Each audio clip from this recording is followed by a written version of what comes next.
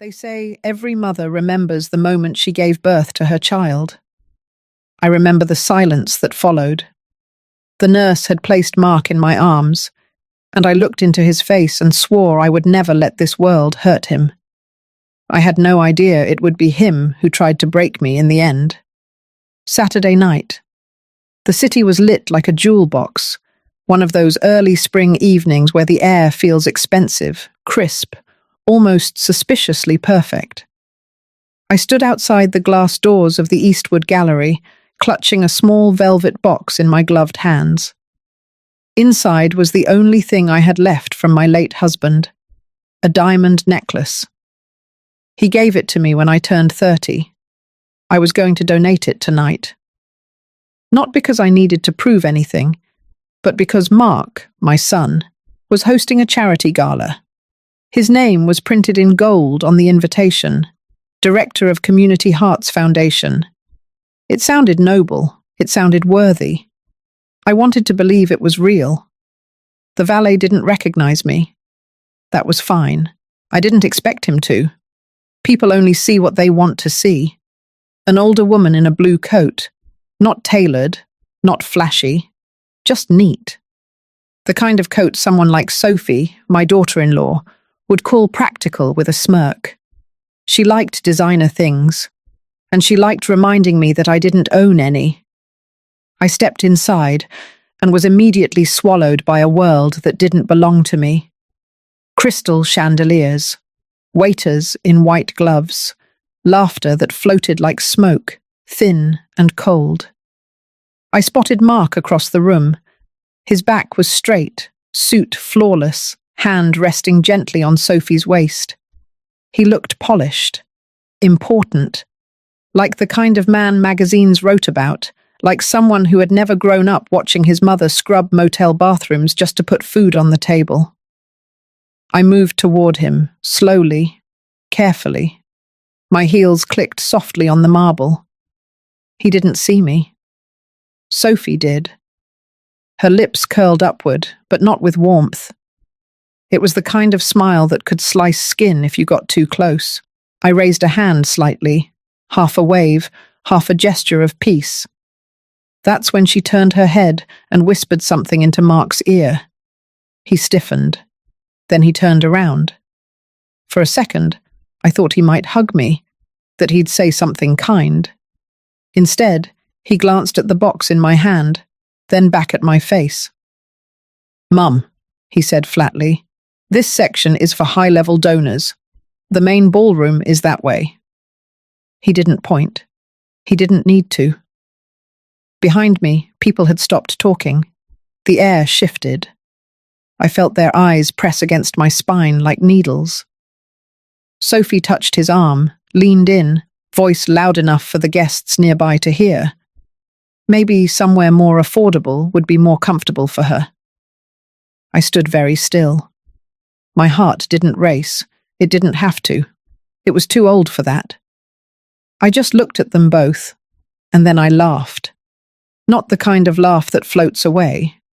This one came from the part of me that had held every insult, every cold dinner alone, every unreturned call. It cracked open the silence in that gallery like a hammer through glass. Mark blinked. Sophie flinched. Someone whispered behind me. I turned without another word and walked toward the opposite side of the room. I didn't need a spotlight. I was the light now. And if anyone's wondering why I didn't scream, why I didn't cry or storm out like some broken mother with nowhere to go, let me answer that. I didn't need a seat at their table, because I owned the damn building. I left the gala with my head high and my throat burning, not from tears.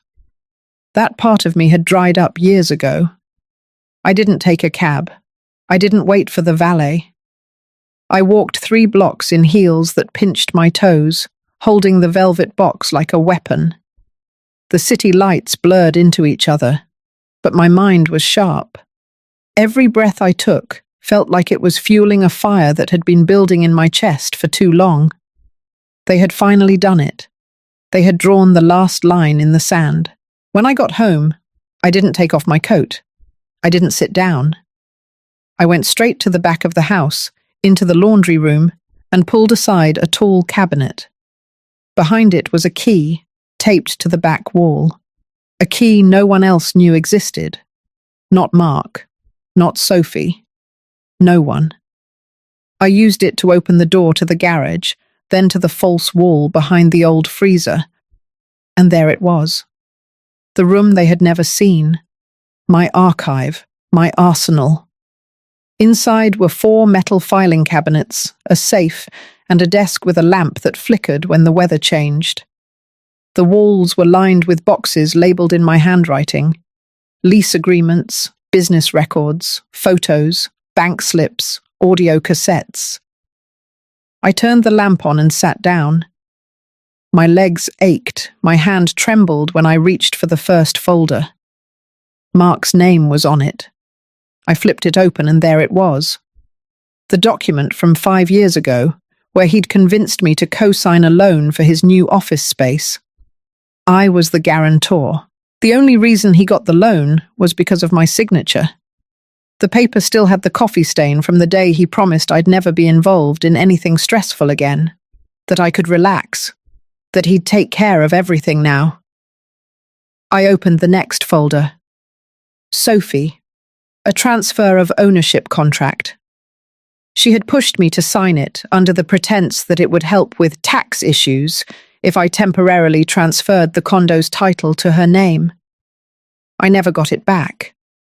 They now called it their second home. I called it theft. And then, at the bottom of the drawer, I found the notebook. It was black, worn, with a broken spine.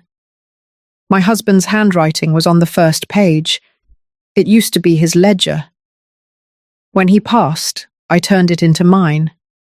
I used it to track every dollar I saved, every investment I made. Small things at first. A vending machine partnership, a dry cleaning business, then a share in the Eastbrook Medical Building, and finally my stake in Lirio, the very gallery where my son had just humiliated me. My name wasn't on the sign, but it was on the deed. I flipped to the most recent page. The ink was still fresh. I had made a note 2 days ago to finalize the paperwork on a commercial property Sophie didn't even know I owned. She once bragged at dinner that she wanted to buy into it. She had no clue it already belonged to me. I took out my phone and opened the recorder app. I pressed play. A conversation from 3 weeks ago. Sophie's voice, clear as a bell, laughing while she told Mark I was becoming more of a liability than a help. Mark had replied, calm and calculated, that maybe it was time to start looking at retirement homes. I leaned back in the chair and stared at the ceiling. I could have screamed. I could have smashed something. But what would be the point? They had already decided I didn't belong in their world. What they didn't know was that they were standing on ground I built, and I was done letting them spit on it. I turned to the safe, punched in the code, and pulled out 2 USB drives. One was labelled family, the other insurance. I placed both on the desk. Then I picked up a pen, flipped to the first blank page in the notebook, and wrote a single sentence. No more silence. My hands were steady now. My heart was no longer breaking. It was rebuilding. And I knew exactly where to start. Mark's condo was still in my name. Sophie's design business still used my capital.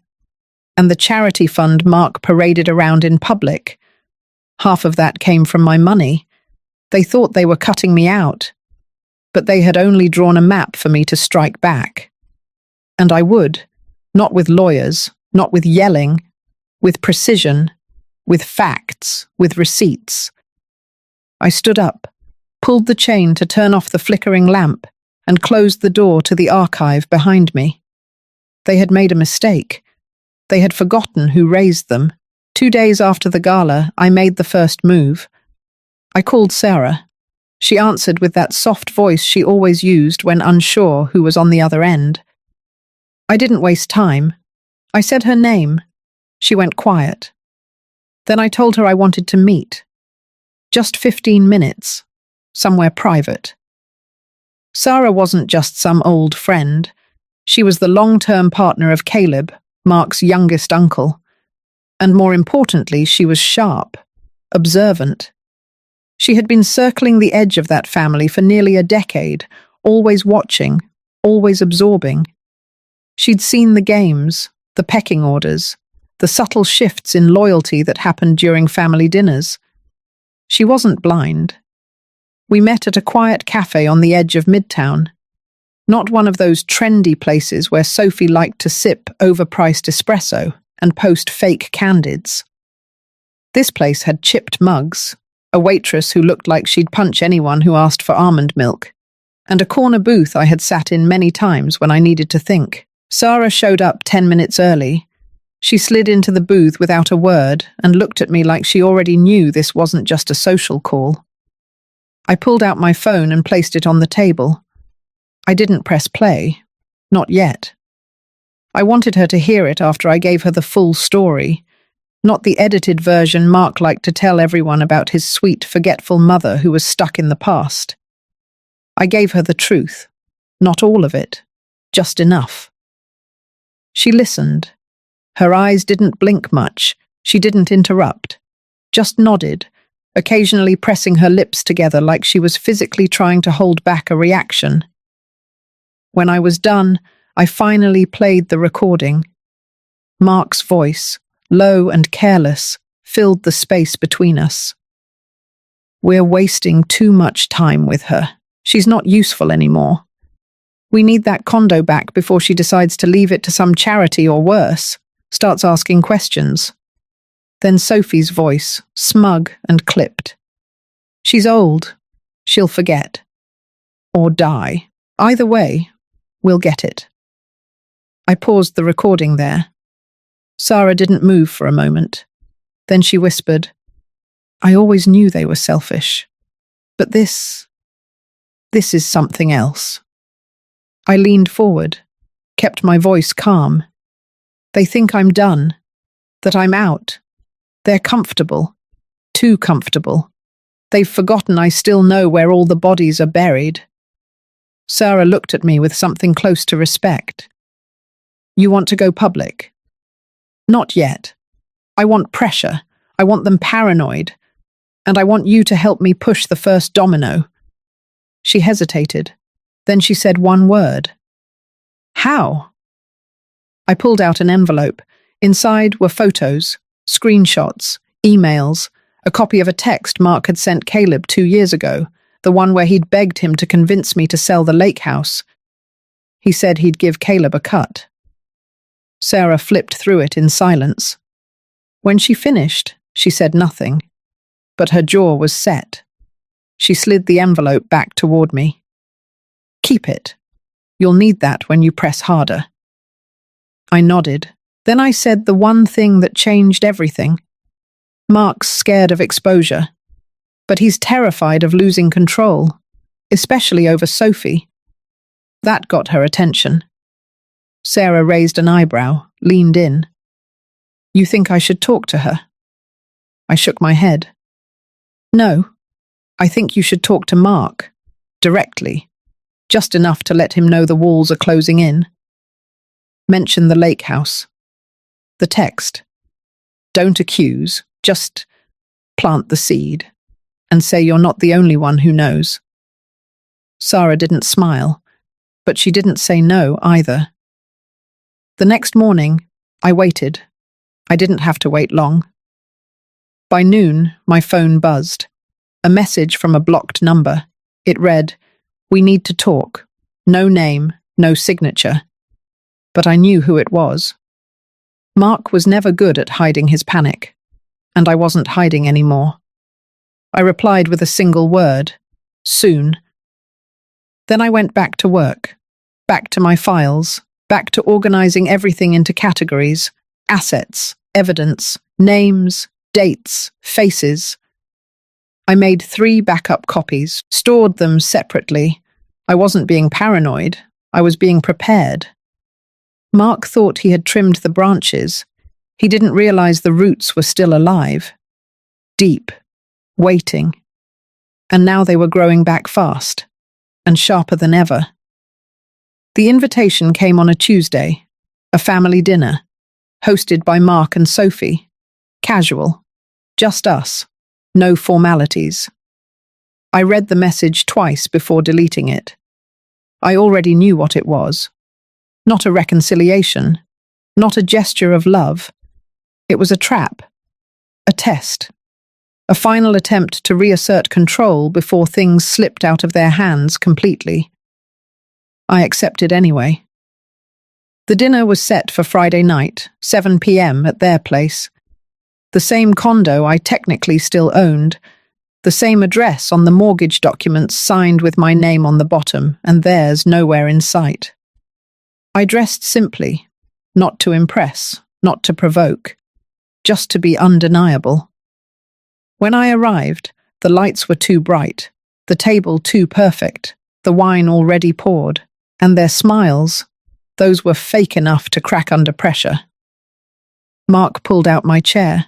Sophie kissed my cheek. She even complimented my scarf. It was silk. She had once called it cheap. I sat down and waited. Small talk filled the first half hour. Work. Weather. A trip to Vermont they were planning. No one mentioned the gala. No one mentioned Sarah. The air buzzed with something they were trying too hard to bury. And then it began. Mark leaned forward, his elbows on the table like he was ready for negotiation. "Mum, we've been talking. With everything changing, we thought maybe it was time to sort out a few things." I didn't respond. Sophie jumped in, her voice soft, like smoke curling around a dagger. "We just want to make sure you're taken care of, that things are clear, in case anything happens." I tilted my head. Let her talk. She reached under the table and pulled out a manila folder. She laid it in front of me like it was a peace offering. Just a few documents, nothing complicated. Mostly updates to the condo paperwork, streamlining ownership, making it easier to handle things legally. I placed my hand over the folder without opening it. "Sophie," I said calmly, "did you know this condo is still in my name?" She froze. A flicker, almost invisible. But I saw it. Mark's jaw tightened. "It's just paperwork, Mum. We thought you'd appreciate not having to manage it anymore." I smiled. Not wide, not sweet. Just enough to make both of them shift in their seats. I opened my bag and pulled out a folder of my own. I placed it next to theirs. "Before I sign anything, I think you should see this." Sophie looked at Mark. Mark looked at me. He reached for it, opened it, flipped through the first page, then the second. His fingers slowed down by the third. It was a copy of the investment report. The one showing my 48% ownership in the gallery where he had thrown me out. The one he bragged about funding through his charity connections. I let the silence thicken. Sophie's voice cracked. "Where did you get this?" I answered without blinking. "From my office, the one I've had for the last 15 years, the one you passed every week on your way to your Pilates class without noticing the name on the mailbox." Mark stood up. Sophie reached for her wine. I wasn't done. That gallery, that foundation you flash around, the designer furniture, the catered parties, you've built it all on top of things you never earned. Sophie laughed once. Dry, nervous. "You're twisting everything. We've never taken anything from you." I leaned back in my chair. "You took my name off every family photo in your living room." Sophie rolled her eyes. "That's ridiculous." Mark sat down, his face pale. I kept going.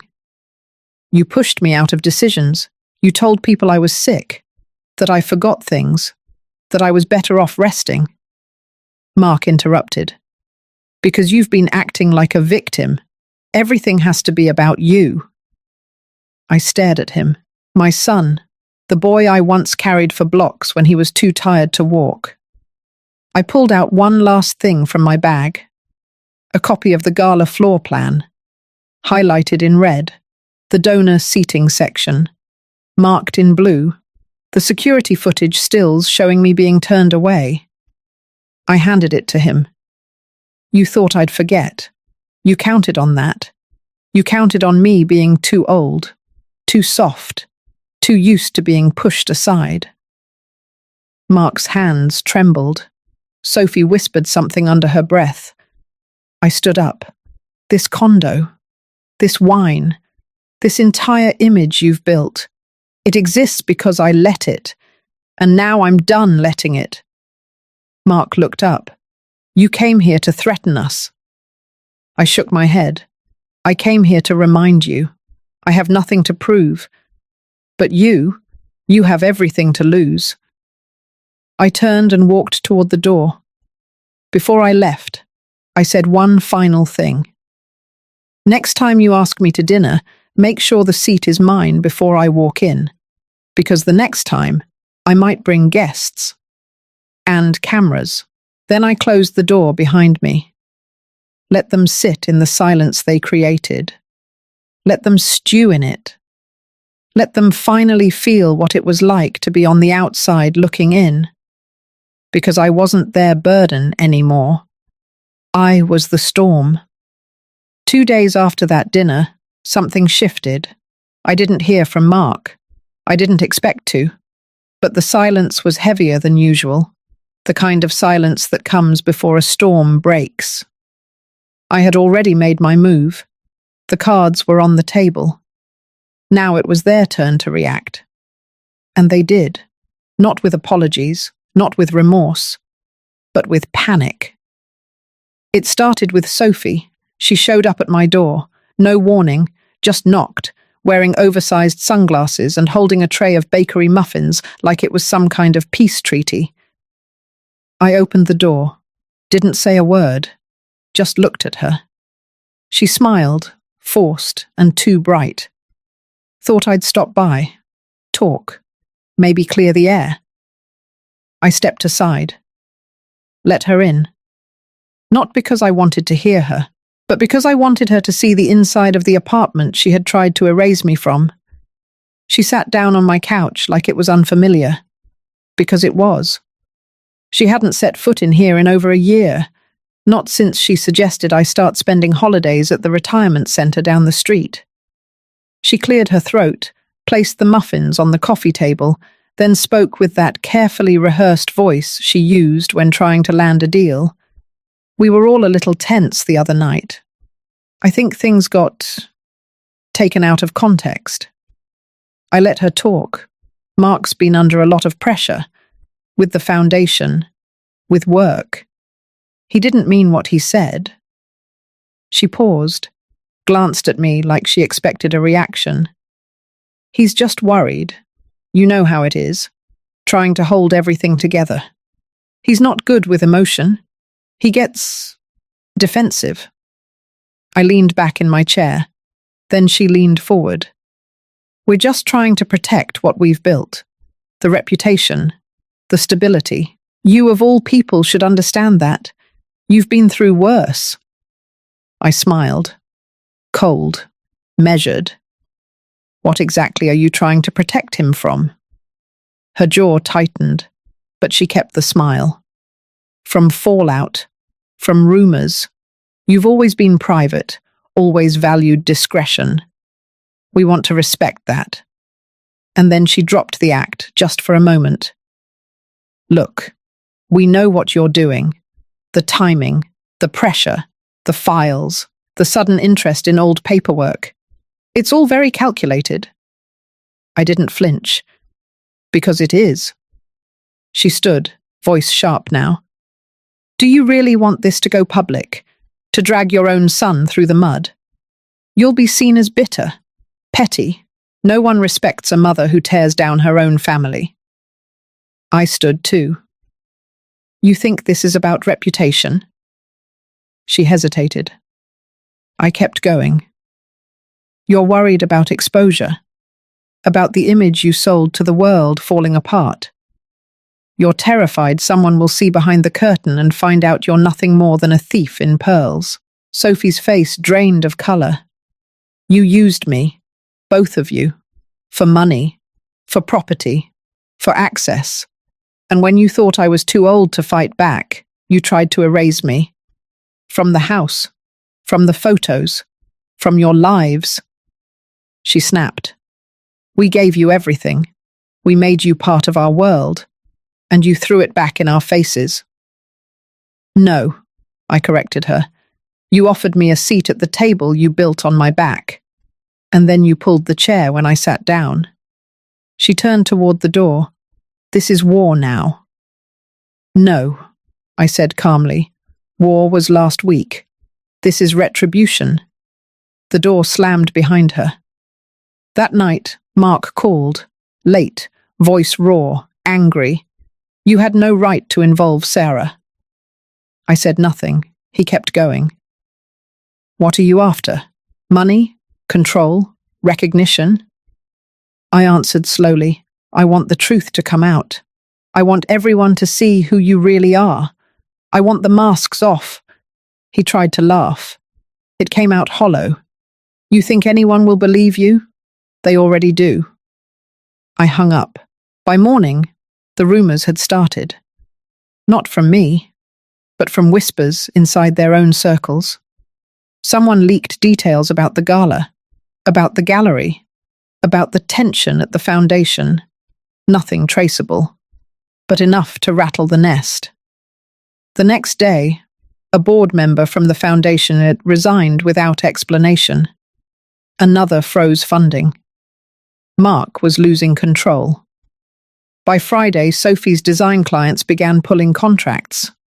Her name was now attached to whispers. Too much drama, too much baggage, and it wasn't over. I had planted seeds. Now I was watching them bloom, wild, unforgiving, and entirely mine. It happened on a Sunday night. Rain hit the windows like it had somewhere to be, the kind of storm that made the city feel small, quiet. I was in the kitchen making tea when the call came in, a number I recognized, a voice I knew too well. It's done, he said. I didn't answer. The flash drive's in the mailbox. Back gate. Then he hung up.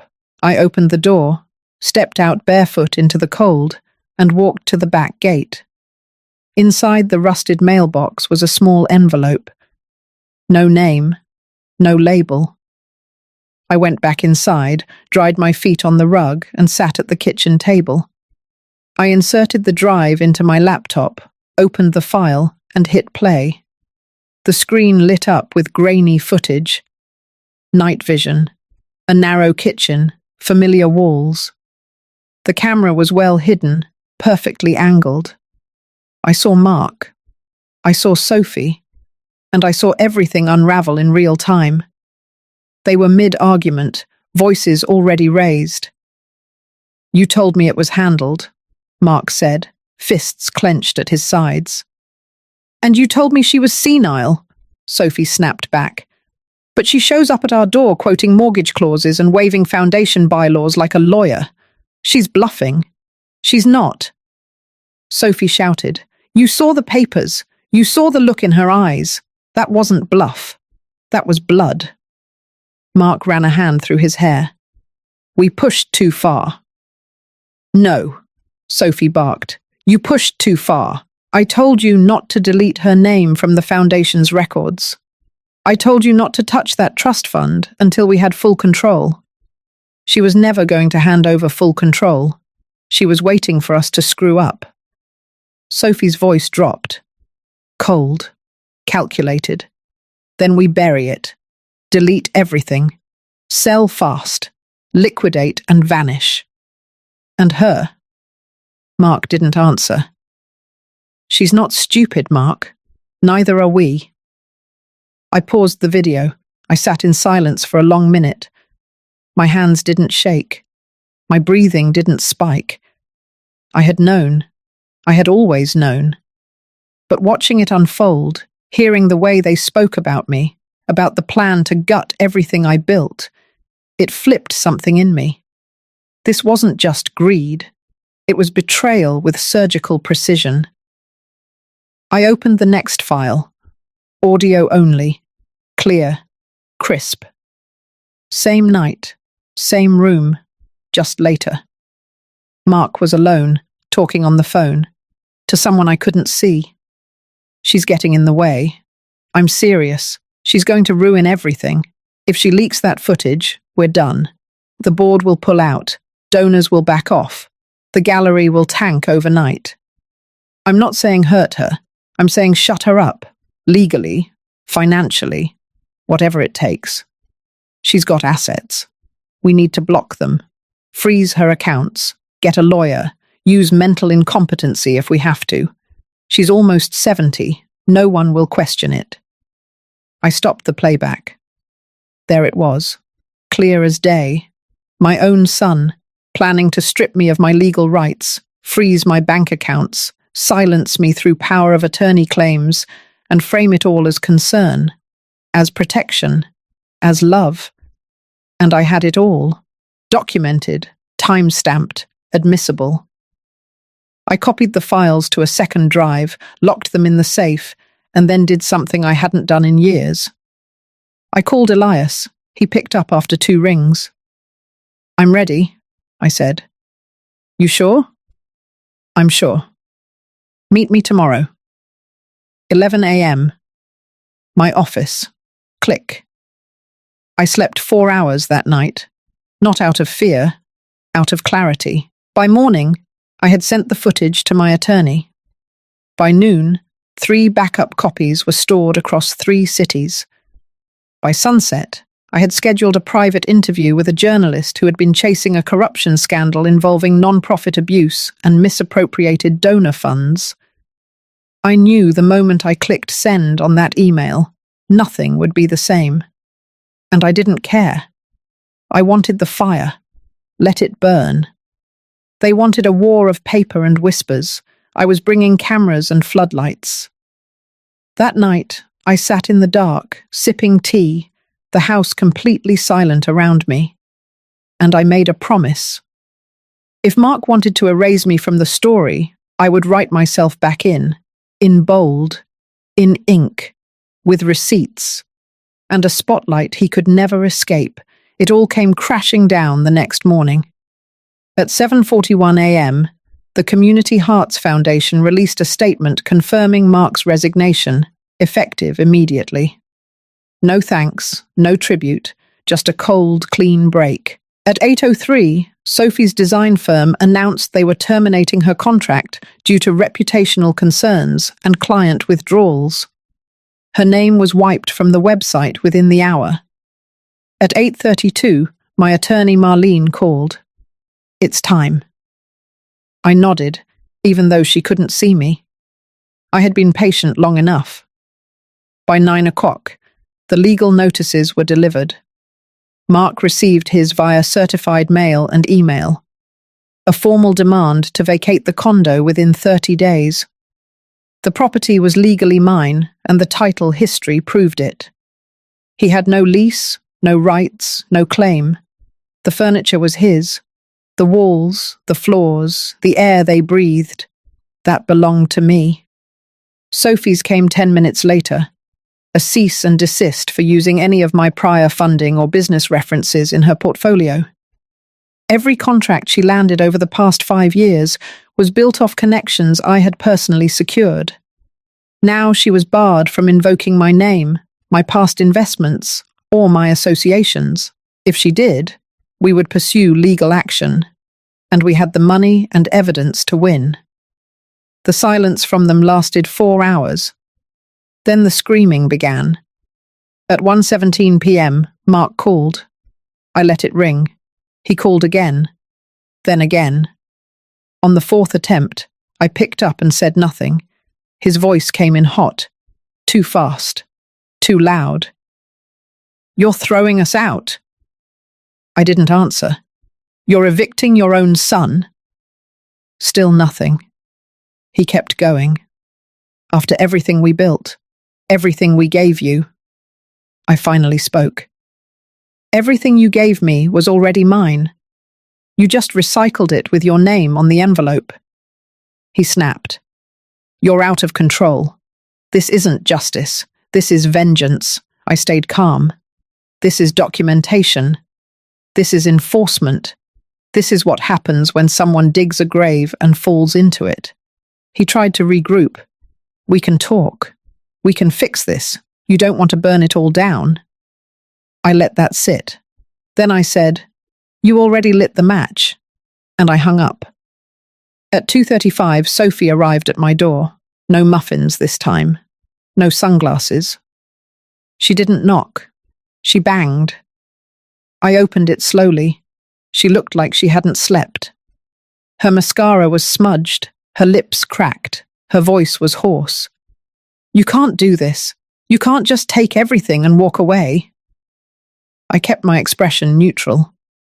I'm not walking away. I'm finally walking through the door you've been trying to slam in my face. She stepped forward.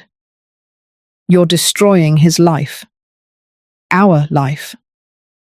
I took a breath. You destroyed it. The moment you decided my usefulness had an expiration date, the moment you decided charity was better than dignity.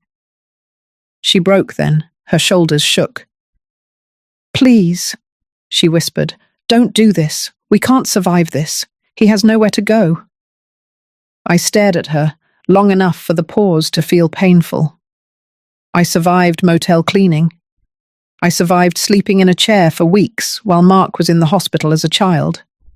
I survived losing my husband without insurance. I survived watching you parade my money like it was your own. So yes, you'll survive. She looked down. I closed the door in her face. By 6 p.m., the story was on national news. The housekeeper turned investor, the mother who evicted her son, the silent benefactor. The headlines were ruthless. Some called it empowering, some called it cruel. But no one ignored it, and every single photo of me was taken from that gala, the one where I had been told to leave. By 7:10, Elias texted, "It's done." And it was.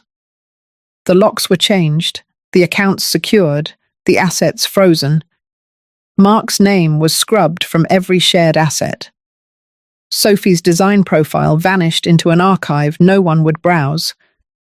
The weight I had carried for decades lifted, not because I was free, but because I had finally stopped apologizing for existing. I sat in the same kitchen where I used to cook for 2 boys who never understood the cost of my silence. Now they did. And the price was everything. The courtroom was colder than expected, not the temperature, the tone, the looks, the silence. The media wasn't allowed inside, but they waited just beyond the glass doors, cameras already rolling. A dozen microphones pointed like spears, ready to feast. I walked in with Elias and Marlene by my side. I wasn't dressed for theatrics, no makeup, no red carpet outfit, just a clean black suit and the truth. Mark was already there, sitting at the defendant's table like a ghost of himself. His hair was messy, his suit too big, his hands twisted in his lap. Sophie sat behind him, not next to him. Her eyes were bloodshot, but dry. They hadn't spoken to each other once since I entered. The judge reviewed the documents, brows furrowed in silence. The only sound in the room was the flipping of pages and the tapping of pens. Then, without a glance at Mark, she looked at me. "You may speak." I stood. I didn't raise my voice. I didn't cry. I just laid it out like a ledger. I stated my name. I listed the accounts. I named the properties. I provided timestamps, transfers, loans, payments, ownership records.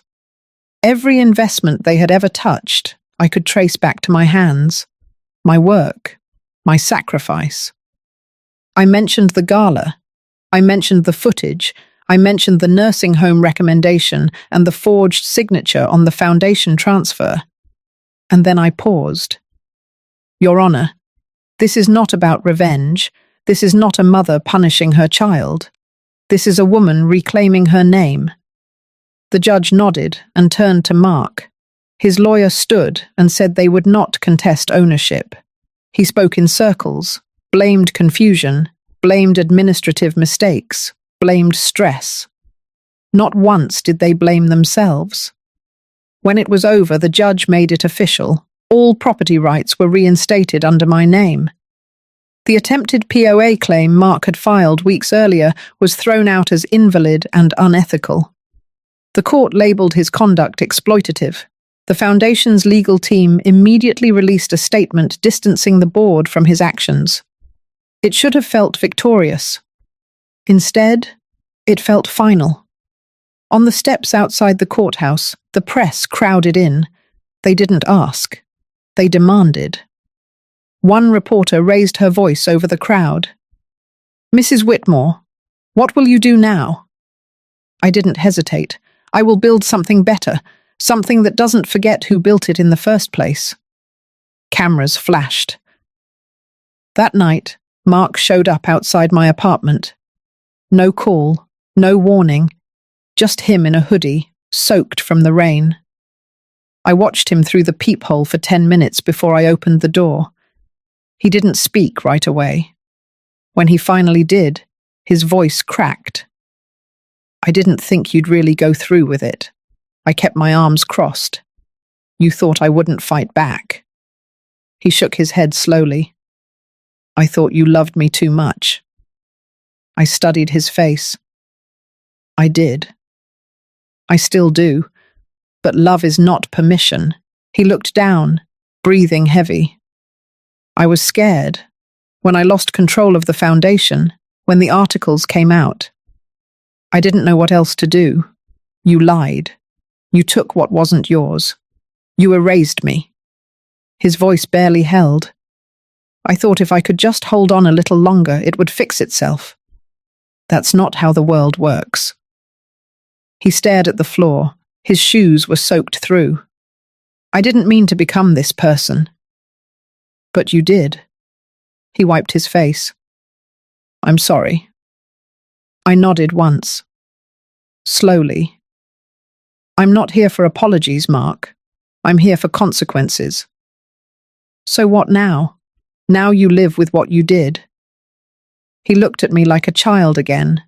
Not the suit, not the man, just the little boy who used to cry when I left for night shifts. "Can I ever earn it back?" "That depends on you." I closed the door. Behind it, I exhaled. It was done. No more waiting, no more asking, no more shrinking myself to make others comfortable. I didn't burn it down. I just turned on the lights and let them see what they had built in the dark. 3 days after the ruling, I received a message. It was short. No pleasantries, no excuses. "We need to speak. I'll come alone." It was from Mark. I ignored it. That evening, Elias called. He came to the restaurant, said he doesn't want to make a scene. I told Elias to give him 1 hour. No more, no less. At exactly 6 p.m., Mark walked into the private dining room of the terrace. Not the front, not the bar. The very room he once tried to keep me out of. Now it was mine, lit low, quiet. Every chair in the room had been hand-picked by me. The artwork on the wall belonged to the first artist I ever invested in. A woman who once cleaned hotel rooms, just like I did. Mark stood there for a moment, unsure of where to sit. I didn't offer. Eventually, he pulled out the chair across from me and sat down slowly. I watched him. No words, no pity. He looked thinner, deflated, but not broken. Not yet. I came to apologize. "You already did." He exhaled. "This time, I'm not asking for anything." "Good. But I do want to explain. You want to feel better. That's not the same as making it right." He nodded, accepted it. "I was drowning, Mum. I kept making decisions I couldn't undo, and instead of facing you like a man, I treated you like a liability, like a problem to solve. I waited. Sophie's gone. She left 2 days ago. Said she never signed up for consequences. Said she's not built for public shame. I stayed silent. I deserve every headline, every article, every cold look. I don't need you to confirm it. I already know. You don't get to rebuild until you understand what you destroyed. He looked me in the eye. I destroyed trust. I destroyed the only person who ever sacrificed for me without wanting something in return. You didn't just betray me. You betrayed the idea of me. He flinched at that. I know. You used my money, my name, my silence. And then you tried to erase me. You didn't think I'd fight back because you mistook my love for weakness. He nodded slowly. I did. You treated me like a bank account, like a fading inconvenience. He leaned forward. And I lost everything because of it. I leaned forward too. Then you've barely begun to understand the cost. His voice cracked. I don't care about the foundation, or the condo, or the restaurant. I care about the fact that you won't even look at me the same. That's the part that keeps me up at night. I looked at him then. For the first time in a long time, I didn't see the boy I raised. I saw the man he had become, and the man he might still be. What do you want from me? Nothing. Then why are you here? Because I need to start somewhere. And I thought maybe that place was telling the truth, to your face, without hoping for a reward. I studied him. You want to fix it? Yes. Then you work. You volunteer at the shelters fund. You clean the floors of the building I built. You take shifts at the retirement home where no one gets visitors. You do the same things I did when I was your age. He nodded. I already started. Elias set it up. I've been working at the soup kitchen in South Haven. They don't know who I am, and I don't tell them. I watched his hands. No ring. Sophie's not coming back. He didn't answer. I reached into my bag and slid a folder across the table. Inside were instructions, contracts, a detailed list of obligations, a minimum of 6 months, no shortcuts, no loopholes, no press. He flipped through it, didn't argue. At the end, he asked one thing. Will you ever forgive me? Forgiveness isn't a gift. It's something you earn, and I'm willing to earn it. Then start. I stood. The meeting was over. Mark stood too. But this time, he didn't ask for a hug. Didn't try to force a moment that hadn't arrived. He just nodded, folded the papers, and walked out the way he came. Alone. And I sat back down in the room he once tried to keep me from entering. At the head of the table, where I belonged. Not because I demanded it, because I had built it, from the ground up, and no one would ever push me out of it again. 2 weeks later, the press caught wind of the changes at the terrace.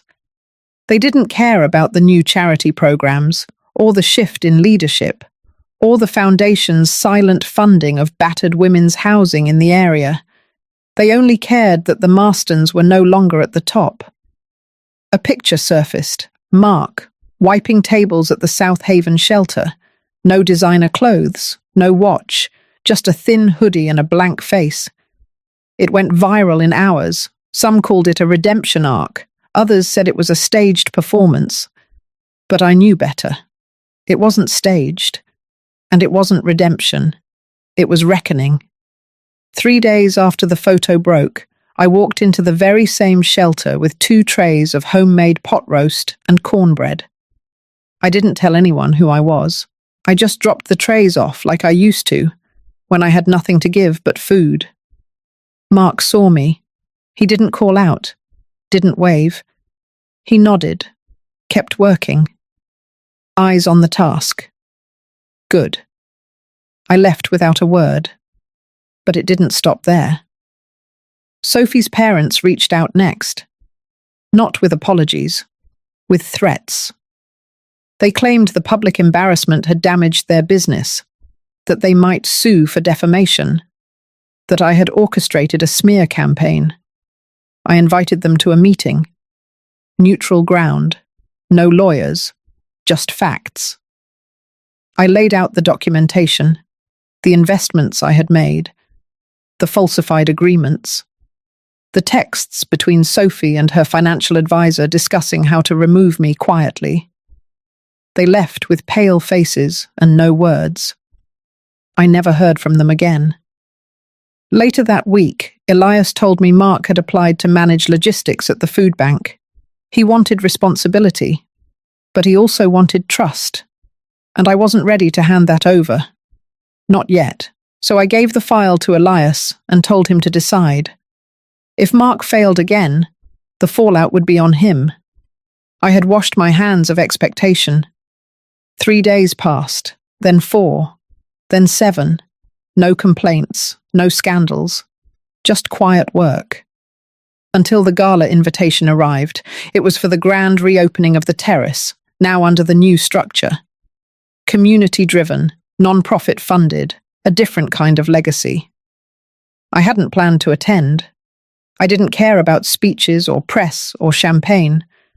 But I changed my mind at the last minute, not because of vanity, but because this was mine. I had built it, and I would not let history pretend otherwise. I walked in that night wearing the same dress I wore to Mark's wedding, the one Sophie had once called dated. I wore it on purpose. I wanted them to remember exactly who they dismissed. The room was glowing, guests from the community, families from the shelters, former staff now promoted to managers, faces I had once helped feed, now helping others. There was no red carpet, no flashbulbs, only purpose. As I walked through the entrance, people turned, not in judgment, not in pity, in recognition. I didn't wave, I didn't smile, I just walked to my seat at the front. Elias gave the opening remarks. He mentioned the past, but didn't dwell on it. He praised the future without erasing the fight it took to get there. And then, without warning, Mark was called to the stage. He looked stunned. He walked up, slow, almost hesitant. He stood behind the podium. No script, no teleprompter. I thought I knew what he'd say. I was wrong. He didn't start with a speech. He started with a story. A story about a single mother who once worked double shifts at 3 jobs to keep him in school. A woman who washed hotel sheets at night and cooked for fundraisers in the morning. A woman who was never thanked properly. And never needed to be. Until now. The room fell quiet. Mark looked at me. Not just with guilt, but with something deeper. Sober acknowledgement. He stepped away from the podium, walked down the stairs, and crossed the floor. He stood in front of me. He didn't kneel. He didn't cry. He held out a piece of paper. Not a check. Not an apology card. A framed resolution. A permanent inscription added to the terrace's foundation documents. It read, "All major decisions must be co-signed by Evelyn Marston or her appointed representative. For life. No vote may override this clause, a legal anchor carved in stone." I stared at it. For a long moment, I didn't move. Then I stood. And for the first time since this all began, I hugged my son. Not because he asked for it, but because he earned it. The applause came later. Soft, respectful, real. After the event, Elias walked me to the car. "You didn't have to forgive him." "I know, but you did."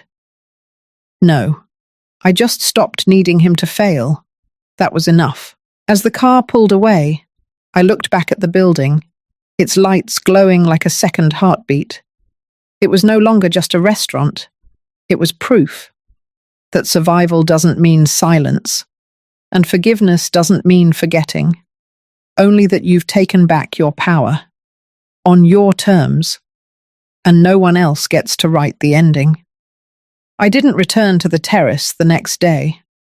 I spent the morning pruning the rose bushes outside my cottage.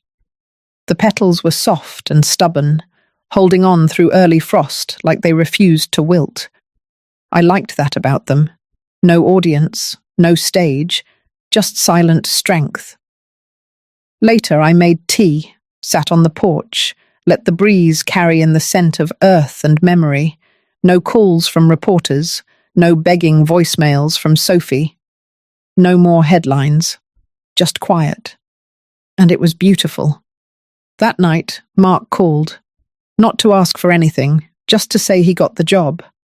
Elias gave him a trial run and said he was solid, steady, no complaints from staff, no shortcuts, no excuses. I told him good. He asked if I wanted to come by sometime, to see the new kitchen, meet the volunteers. I said maybe, but not today. And he didn't press. That was healing, in its own way. Days passed. The money stayed where it was, in the trust, earning interest. No lavish donations, no new properties, just quiet impact, filtered through hands that understood the value of every dollar. I had made peace with the silence, until I opened the mailbox and found the letter. No stamp, no return address, just my name. In neat handwriting I hadn't seen since high school. I opened it slowly, expecting more bitterness, some last gasp of entitlement. Instead, it was from Sophie. 3 pages, no theatrics, just raw honesty. She said she understood if I never wanted to see her again, that she had done unforgivable things, that she let fear of scarcity turn her into something small and cruel. She told me she was starting over, that her parents had cut her off completely, that she was staying in a room above a bakery and working mornings washing dishes. She ended with one line. "You didn't destroy me. You saved me. And I'm sorry I made you carry all the weight." I folded the letter, placed it in the drawer with the others I kept, not to revisit, but to remember, because memory, too, can be sacred. That night, I lit a candle, not for them, for me, and for the version of myself that I used to be, the one who waited on porches for family that never came, the one who kept shrinking herself to fit inside their expectations. She was gone now, not buried, not erased, transformed. In her place stood a woman who no longer needed to be invited, who built her own table, who made her own seat permanent. Weeks later, I visited the terrace again. I wore jeans, a plain shirt, no makeup. Nobody took pictures, nobody whispered. The hostess smiled and said, "Welcome back, Ms. Marston." She didn't say Evelyn. She didn't say Mom.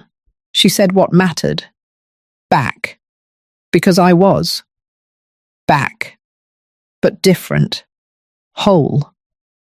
I ate lunch alone, watched the families around me, laughed quietly at a toddler who kept dropping his fries just to get them handed back. Mark came by, just to say hi. He didn't linger, he didn't ask for approval, he just smiled. And I smiled back.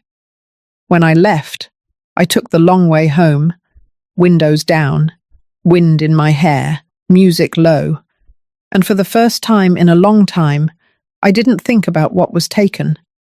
I thought about what I reclaimed, not money, not power, myself. And that, in the end, was the only inheritance I ever needed. If this story struck a chord with you, I'd love to hear it. Have you ever found strength after being cast aside, or turned pain into power, just like Evelyn did? Share your thoughts in the comments. Your voice might be the one that helps someone else reclaim theirs.